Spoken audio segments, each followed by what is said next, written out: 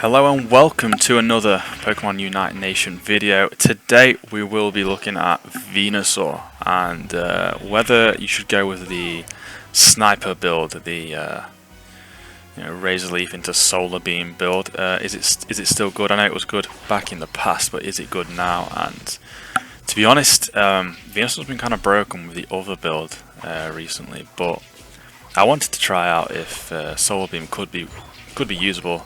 My items this game are Choice Specs, Wise Glasses and Buddy Barrier. Pretty standard, just looking to do as much damage as I can with the Solar Beam. It's pretty... so in terms of scaling, you need to... the early laning phase needs to be slow. You need to make sure you don't die too early too often. If you fall behind with this build, you're just going to do no damage, and people are just going to walk through your solar beams. So you want to just be sort of how we're playing now, not too aggressive. I mean, Snorlax has been playing quite aggressive, but that is Snorlax, to be fair. Oh, I had to flash. Yeah, you have to be careful of that with Mr. Mime when he puts a wall up. It can just, I mean, basically you have to flash or you're dead.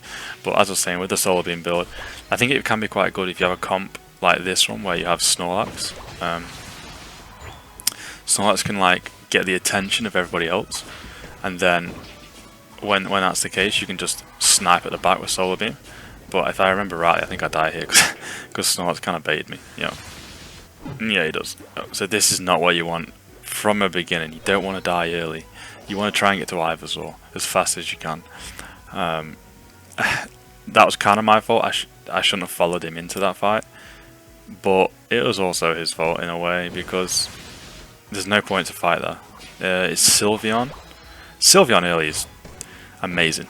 Level 4 Sylveon's arguably at his strongest, so you don't want to fight her. Mr. Mime is also very strong at that level.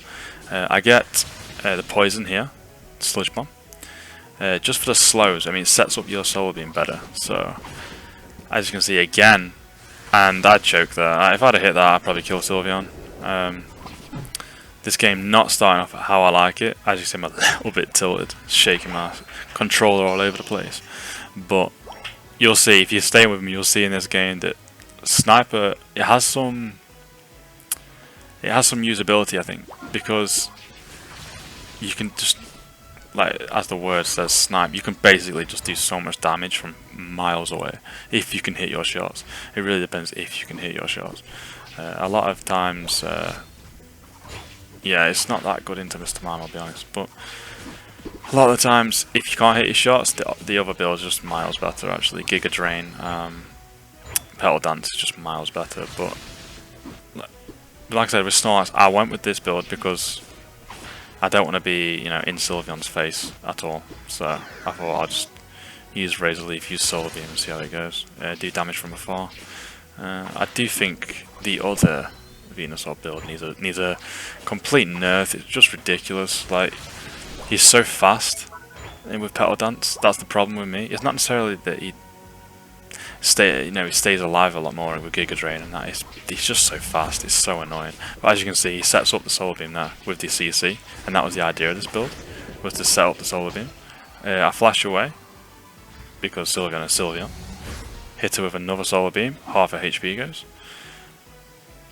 And my damage stats at the end of this game are absolutely ridiculous. It's over 100,000 damage with the Solar Beam build, so yeah. I tried to hit another Solar Beam here, and as you can see, it works out perfectly.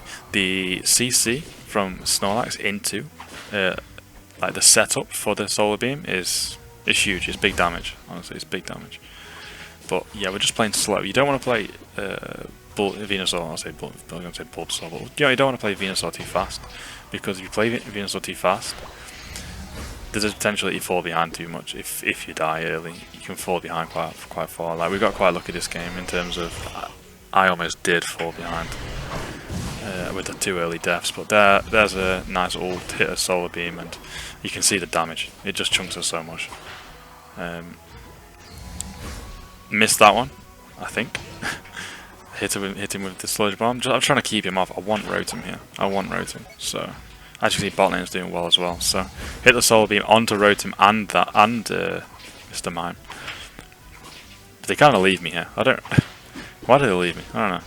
But hit the Solar Beam.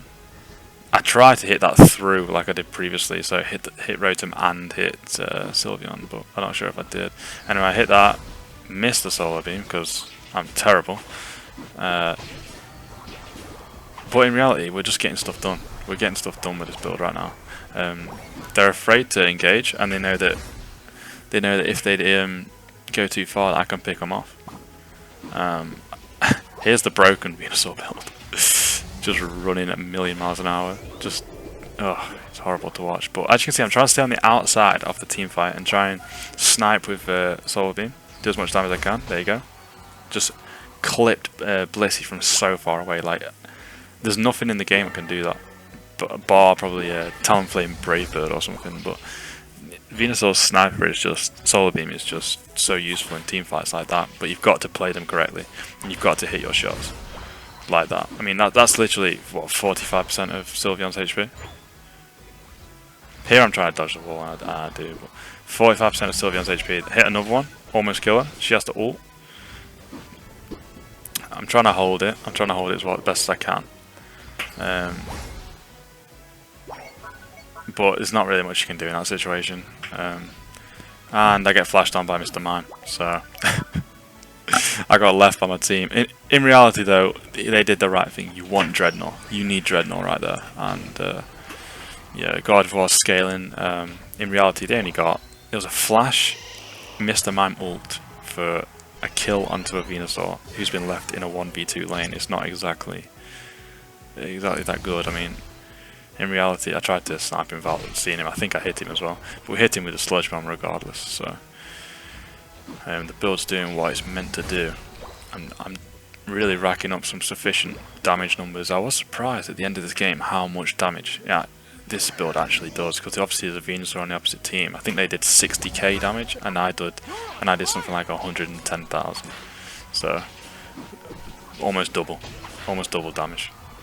As you can see, we're getting Rotom. We're trying to push the top lane. Everyone's quite fed right now, but you can still lose the game. This is Pokemon UNITE, you know. It doesn't matter how far you are ahead at this point in the game. If they get Zapdos, they can still win the game. But in this point, we decided to try and push and hit another Solar Beam. 30% of her HP gone. Mr. Mime decides to do it. I mean, I've gone with Buddy Barrier on this build purely because if you're in trouble, Venusaur's ult can help out so much. So Buddy Barrier for me is probably the best item in the game. It's just so versatile, so useful. So I use it on pretty much everything, but we do have it on Sniper Venusaur as well, just in case when you're in trouble you get that shield, and it's quite big.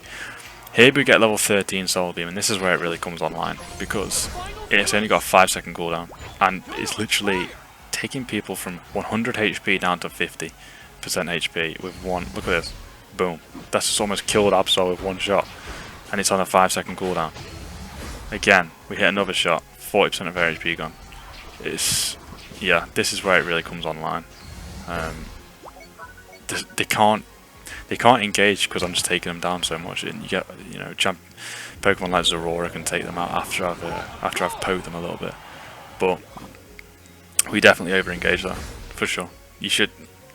In reality, we got Zapdos because of it, but it's risky. If they'd have killed us and then gone for Zapdos, there's a possibility they could come back into the game, honestly. But God, these Solar Beams is so satisfying as well. So satisfying.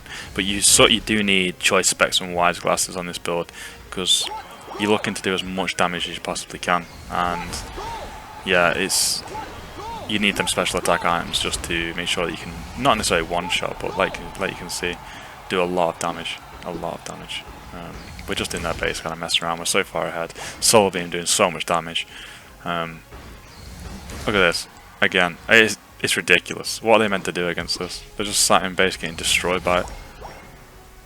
But it's a nice victory. It's a nice victory. I do think even if we just started this game a little bit better, we might have been even stronger in this game. Purely because I got killed I got killed twice early. It's difficult to come back into the game, but like I said, once you get to level 13, once you get a Solar Beam to 5-second cooldown, it's kind of broken actually. I think it's good how Venusaur has 2 viable builds, honestly. Yes, because a lot of champions, a lot of Pokemon don't have that. They don't have the viability in a lot of their builds. So yeah, it's nice to see with Venusaur. I'll probably do a petal dance video soon on Venusaur. As you can see, another great win for us. Another great win, and I really enjoy playing Sniper Venusaur. I think you should all check it out. I think you should all use it and give it a go. But I hope you enjoyed this video, and yeah, subscribe and like, and leave a comment if you think I could improve somehow, because at the moment it's just me talking rather than script. So yeah, it's Pokemon Unite out.